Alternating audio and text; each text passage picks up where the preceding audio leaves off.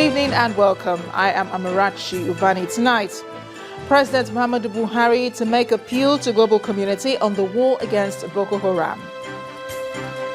President Barack Obama addresses the UN General Assembly, says now is the time to tackle global terrorism.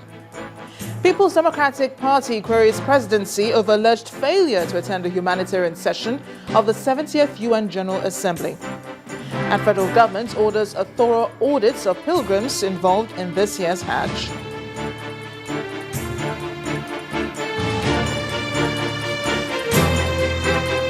On Business News tonight, World Economics releases Nigeria's Sales Managers Index report for the month of September.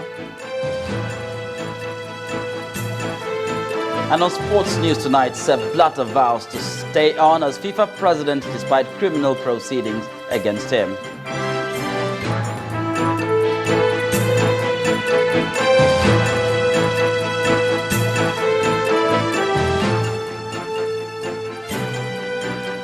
President Muhammadu Buhari has ordered the National Hajj Commission and the Nigerian Embassy in Saudi Arabia to urgently account for all Nigerian pilgrims in the aftermath of last Thursday's disaster at Mina. The presidential directive follows conflicting reports on the number of Nigerians who died or suffered injuries in the stampede, which claimed well over 700 lives.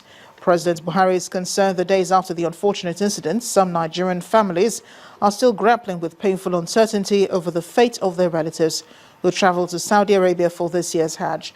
The president expects the National Hajj Commission to work with the various state pilgrims boards, Islamic organizations and private travel agencies involved in Hajj operations to speedily provide a confirmed and verifiable report on the status of every Nigerian pilgrim in Saudi Arabia. He also directed the Hajj Commission, the Ministry of Foreign Affairs and the Nigerian Embassy in Saudi Arabia to give all necessary assistance to Nigerians who are still receiving treatment for injuries suffered in Mina.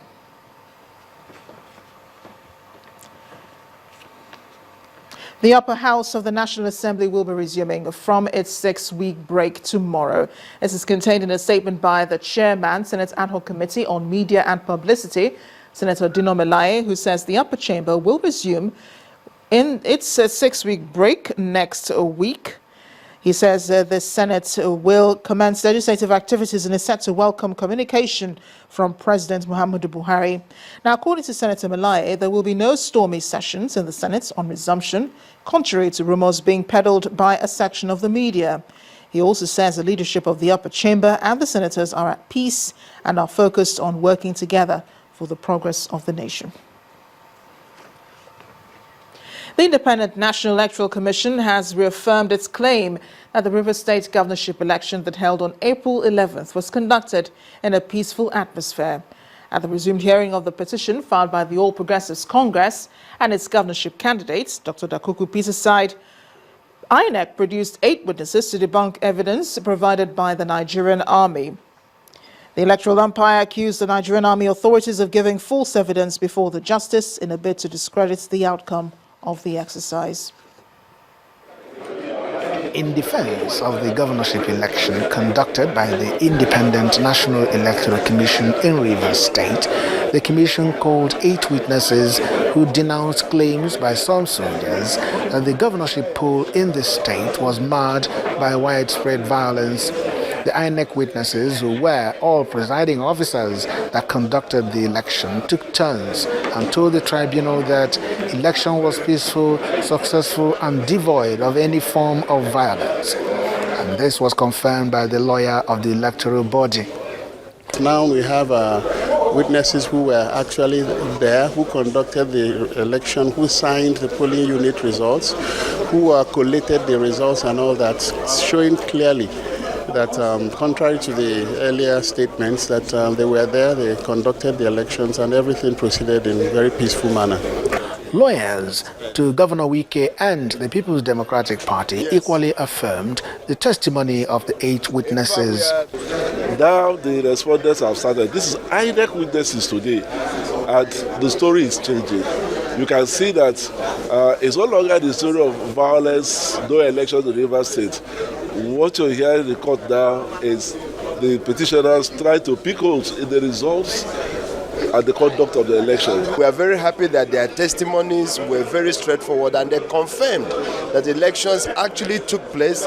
They confirmed there was no violence. In fact, all the testimonies of the people who were subpoenaed to come earlier by the petitioners to come and say that the election area was a war zone, today all those things have been debunked. The Petitioners' Council, however, debunked the claims of the Independent National Electoral Commission and the other parties. We did not see that in some places election didn't hold. You had 7 witnesses or maybe 8 called by INEC today. In respect of just 8 units, we had over 4,000 units in Rivers State.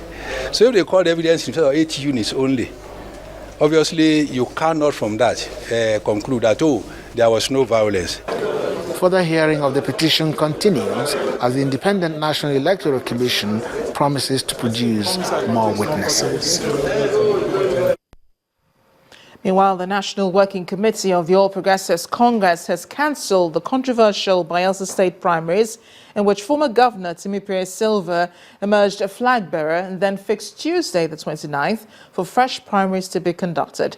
The national chairman of the party, Chief John Oyegun, told journalists after the committee's meeting today that they decided to cancel the controversial primaries after prolonged discussion, and anyone against that decision, including the former governor of Bayelsa State, may challenge it in court.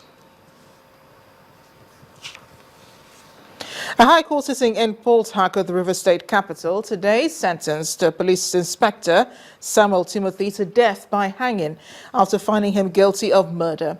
Samuel Timothy was convicted by the trial judge, Justice Adolphus Enebeli, for fatally shooting a graduate of industrial chemistry, Onyekachi Nwasoba.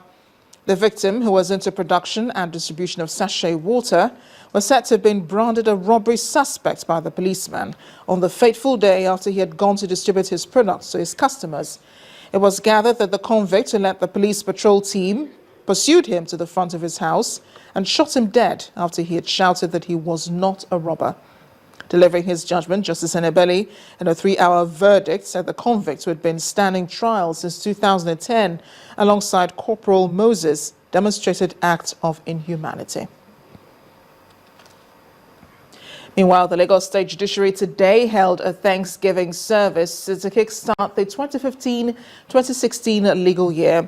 A service was held simultaneously at the Cathedral Church of Christ Marina and the Lagos Central Mosque, both in Lagos Island. The presiding bishop, Right Reverend B.J. Adeyemi, asked the Chief Judge of Lagos, Justice Fumilayo Atilade, and other judges and magistrates to let the light of God shine as they continue to dispense justice without fear or favor. The governor of Lagos State, Mr. Akinwumi Ambode, who also attended the church service, restated his commitment to partner with the judiciary to carry out necessary legal reforms in the state. To the Niger Delta now, the Federated Union of Ndokwa students have organized a town hall meeting expressing their dissatisfaction over the alleged non-supply of electricity for 10 years. Despite an independent power project that has been installed and commissioned by the former president, Chief Olusegun Obasanjo, the community is still in darkness.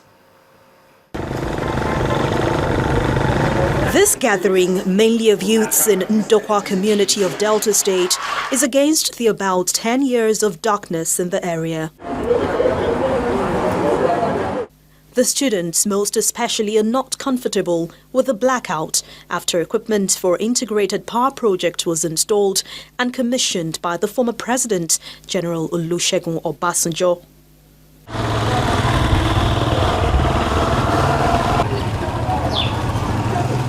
Until this time, there is no electricity in the Yoruba nation. With very strong tone, they agree to shutting down the electricity station if by 21 days power is not restored. Responding to their complaints and subsequent threat, the representative of Ndokwa West, Utagbawe, in the House of Representatives suggests a dialogue to resolve the issue. We are taking 480 megawatts of electricity to 12 states, and yet the people you can't step down even 0% of electricity to the community. I think it's not good. Perhaps Mr. Osai's intervention may have doused immediate tension, but not to stop the 21-day ultimatum issued by the group for electricity to be restored.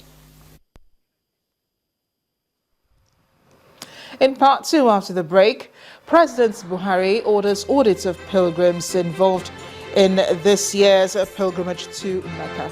Please stay with us.